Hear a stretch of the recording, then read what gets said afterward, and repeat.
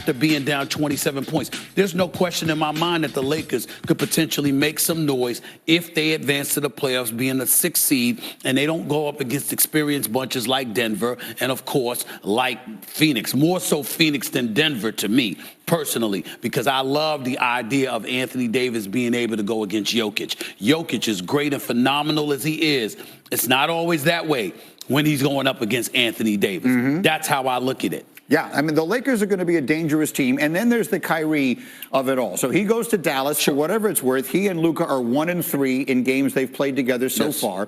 Woj told us after that trade was made, the Mavericks did not bring him there to be a rental.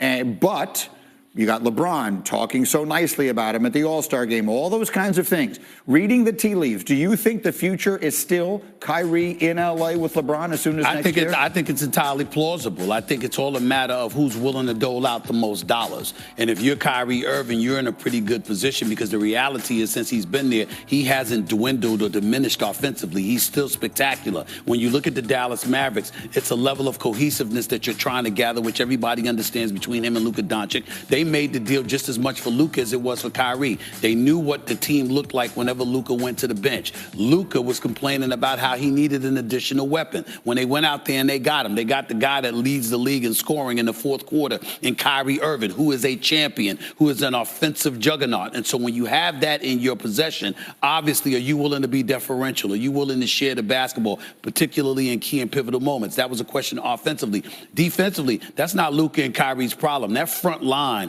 is a problem. The Howells of the world and others, what are they going to be able to give you on the front line, Christian Wood and others? Right now, it's not much. And because that's a problem for Dallas, they've got to find a way to figure that out. But in the end, if you're Kyrie Irving, all you have to do is shut up and play.